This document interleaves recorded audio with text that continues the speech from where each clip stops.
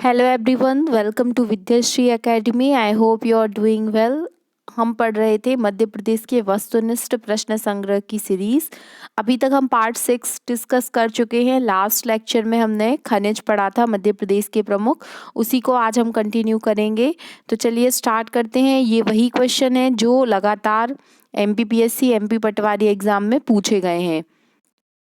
तो इन क्वेश्चंस को सॉल्व करना ज़रूरी है क्योंकि इन्हीं क्वेश्चंस में से एग्जाम में भी क्वेश्चंस आएंगे। और मध्य प्रदेश में खनिज एक बहुत ही महत्वपूर्ण टॉपिक है। चलिए स्टार्ट करते हैं। मध्य प्रदेश में सबसे बड़ा सौर ऊर्जा संयंत्र किसने स्थापित किया है? ये क्वेश्चन काफ़ी महत्वपूर्ण है। इस संयंत्र की स्थापना कहाँ पर हुई है? रीवा में हुई है।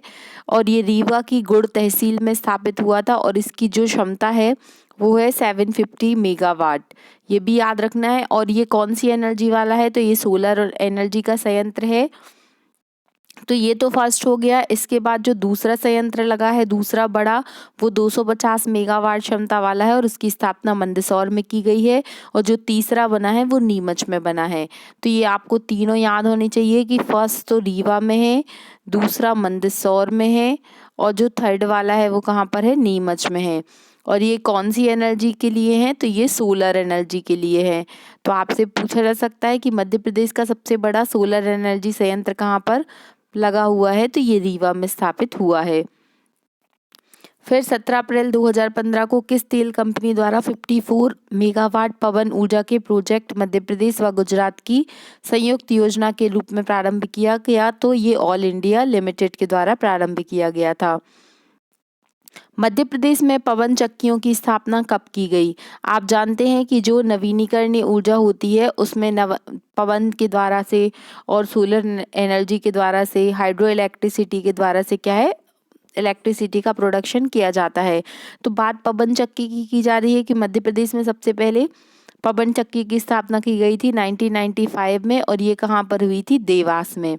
देवास में एक स्थान है जामगोदरानी, वहाँ पर क्या की गई थी? स्थापना की गई थी।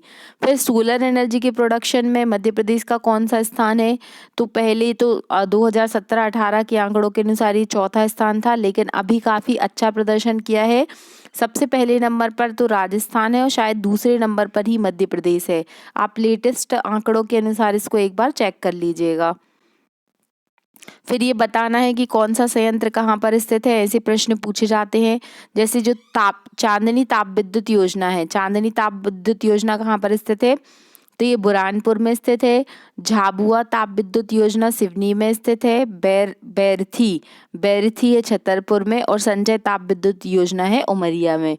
चांदनी ताप विद्युत योजना का प्रश्न पूछा जा चुका है। मध्य प्रदेश के किस जिले में टोंस जल विद्युत परियोजना है? तो मध्य प्रदेश का जो रीवा जिला है, यहाँ पर क्या है? टोंस जल विद्युत परियोजना है। आपको बस इतना ही याद रखना है। फिर बाण सागर परियोजना, बहुत ही महत्वपूर्ण प्रश्न है। बाण सागर परियोजना जो है वो जल विद्युत परियोजना है और किन राज्यों में विद्युत की आपूर्ति करती है? तो मध्य प्रदेश में, बिहार में और इसके साथ साथ यूपी में। तीनों जो स्टेट है वहाँ पर क्या है? बाण सागर परियोजना है। और बाण सागर परियोजना में किस नदी पर है? ये प्रश्न भी पूछा गया है। तो जो बाण है वो कैसा होगा? सोने का होगा। तो ऐसे आप याद रखिएगा कि बाण सागर परियोजना सोन नदी पर है। यहाँ पर शहडोल के देवलोद नामक स्थान पर है, वहाँ पर इसका निर्माण किया गया था बांध का। बैतूल जिले के सारणी में स्थित सतपुड़ा ताप विद्युत परियोजना का संबंध किन राज्यों से है? तो बैतूल जिले की बात की जा रही है। जो सतपुड़ा ताप विद्युत परियोजना है ये 2 राज्यों में है, मध्य प्रदेश और पड़ोसी राज्य राजस्थान में। ये दोनों आप याद रखिएगा। और ये यूएसए की हेल्प से बने थे। फिर कृषकों के लिए जो सिंचाई पंप कनेक्शन प्रदान करने के लिए स्वयं का ट्रांसफार्मर लगाने की योजना कब शुरू की गई थी? तो 4 मई 2011। 4 मई 2011 को इस तरीके से कृषकों के लिए ट्रांसफार्मर लगाने की योजना शुरू की गई थी। मध्य प्रदेश के उमरिया जिले में स्थित संजय गांधी ताप विद्युत परियोजना की जलापूर्ति किस नदी के द्वारा की जाती है? तो जोहिला नदी के द्वारा की जाती है। फिर खंडवा में संत सिंगाजी केंद्र है, तो इसकी स्थापना कब की गई थी? 2014 में की गई थी। याद रखिएगा, संत सिंगाजी खंडवा में वैसे भी प्रसिद्ध हैं, तो उन्हीं के नाम पर ये परियोजना शुरू की गई थी। फिर मध्य प्रदेश के किस जिले में शासन अल्ट्रा मेगा पावर प्रोजेक्ट की स्थापना की गई?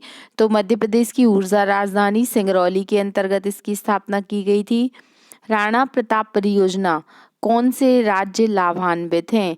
तो जो राणा प्रताप परियोजना है उससे राजस्थान और मध्य प्रदेश। ये आपने पढ़ा होगा कि जो चंबल नदी है उस पर ये परियोजना है, और इसको आपको याद रखना है। इसकी क्षमता वो 172 मेगावाट है।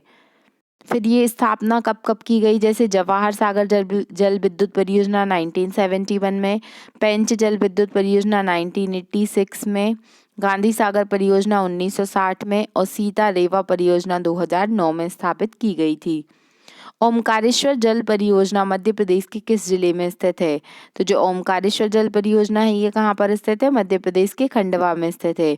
और यहाँ पर फर्स्ट ऐसा मतलब स्थान है मध्य प्रदेश का जहाँ पर फ्लोटिंग सोलर एनर्जी पार्क की स्थापना की जा रही है। एमपीएसआई में ये प्रश्न पूछा गया है कि जो मध्य प्रदेश में नर्मदा जल विद्युत विकास निगम है, जल विद्युत विकास निगम, इसकी स्थापना कब की गई थी? तो सन 2000 में। ये भी आपको याद रखना है। नेक्स्ट क्वेश्चन है कि मध्य प्रदेश का सबसे बड़ा पवन ऊर्जा संयंत्र वाला जिला किस जिले में स्थापित किया गया है? तो यहाँ पर आंसर है रतलाम। इसको आप देवास मत लगाइएगा, क्योंकि देवास में पहले पवन ऊर्जा संयंत्र की स्थापना हुई थी, लेकिन यहाँ पर सबसे बड़ा पूछा है तो आंसर होगा रतलाम। किस जिले में बेल स्पन सौर परियोजना की स्थापना की गई? तो मध्य प्रदेश का नीमच जिले में इसकी स्थापना की गई थी।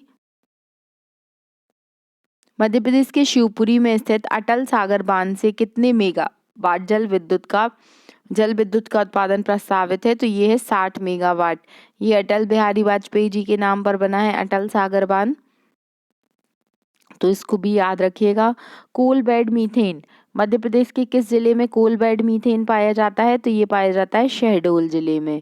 जो शहडोल जिला है यहाँ पर क्या है? कोल बेड मीथेन पाया जाता है, और इसमें से क्या है? मीथेन के भंडार भी पाए जाते हैं।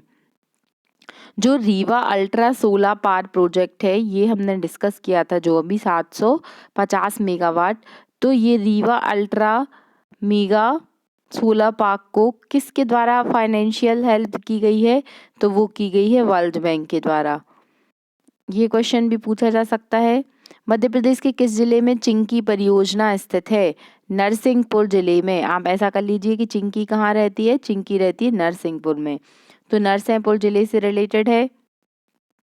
मध्य प्रदेश में सोलर एनर्जी संयंत्र मध्य प्रदेश के किस जिले में स्थापित किया गया है? प्रथम सौर ऊर्जा संयंत्र मध्य प्रदेश के इंदौर जिले में, जो कस्तूरबा ग्राम है। ये प्रश्न पूछा गया है क्योंकि अक्सर ये आता है कस्तूरबा ग्राम, तो ऐसा लगता है कि भोपाल के अंतर्गत आता होगा, लेकिन याद रखिएगा ये कहाँ पर है? इंदौर में इसकी स्थापना की गई है। फिर मध्य प्रदेश की जो वर्तमान सोलर ऊर्जा नीति है इसकी घोषणा कब की गई थी? तो मध्य प्रदेश की जो वर्तमान सोलर एनर्जी नीति है उसकी घोषणा 10 जुलाई 2012 को की गई थी। मध्य प्रदेश में गैस आधारित प्रथम विद्युत गृह की स्थापना कब की गई? 1992। याद रखिएगा 1992 में मध्य प्रदेश में गैस आधारित प्रथम विद्युत गृह की स्थापना भांडेर ग्वालियर में की गई थी। नेक्स्ट क्वेश्चन है, इसमें बताना है कि कौन सी परियोजना कहाँ पर स्थित है? तो पेंच ताप विद्युत परियोजना। पेंच ताप विद्युत परियोजना छिंदवाड़ा में स्थित है। विंध्याचल ताप विद्युत परियोजना बैडन जो सिंगरौली के अंतर्गत आता है। सतपुड़ा ताप विद्युत परियोजना पाथरखेड़ा में है, और अमरकंटक ताप विद्युत परियोजना अनूपपुर में है। इसको आपको याद रखना है। हम केवल महत्वपूर्ण प्रश्न ही डिस्कस कर रहे हैं। देखिए इसमें ये पूछा गया था कि 2017-18 के आंकड़ों के अनुसार मध्य प्रदेश की कुल पवन ऊर्जा उत्पादन क्षमता कितनी है। चलिए इसको आपको याद नहीं करना है क्योंकि ये 2017-18 का आंकड़ा है, और जेल पहरी 2018 में ये प्रश्न पूछा गया। ये क्वेश्चंस क्या इंडिकेट करते हैं कि आपको जब भी आपका एग्जाम है उसके 15 दिन पहले, 1 महीने पहले कुछ लेटेस्ट आंकड़े की सोलर एनर्जी में रैंक कौन सा है, पवन ऊर्जा में कौन सा है, कितने मेगावाट किस में प्रोडक्शन ज़्यादा है, तो कभी कभी इस तरीके के जो करंट में मुद्दे रहते हैं चर्चा में उसके क्वेश्चंस पूछे जा सकते हैं। तो आई होप आपको ये लेक्चर समझ में आ गया होगा। आप पार्ट नंबर 6 और पार्ट नंबर 7 दोनों में हमने पूरा मध्य प्रदेश का जो एनर्जी वाला पोर्शन है, खनिज वाला पोर्शन है, वो पढ़ लिया है। तो पार्ट नंबर 6, पार्ट नंबर 7 इस तरीके से आप इसको देख के 15-20 मिनट में अपना एक पूरा जो चैप्टर है उसको कंप्लीट कर सकते हैं। अगर आपको ये वीडियो अच्छा लग रहा है तो आप इसे लाइक कीजिए, शेयर कीजिए और चैनल सब्सक्राइब नहीं किया तो सब्सक्राइब कीजिएगा। तो आई होप मध्य प्रदेश का यदि आप पटवारी एग्ज़ाम की तैयारी कर रहे हैं या एमपीपीएससी एग्ज़ाम की तैयारी कर रहे हैं तो ये ऑब्जेक्टिव क्वेश्चन की सीरीज़ आपके लिए काफ़ी हेल्पफुल होगी। तो ध्यान से ऑब्जेक्टिव लगाइए, जो नहीं बन रहा है उसको नोट करिए, पढ़ते रहिए, खुश रहिए। जय हिंद, जय भारत।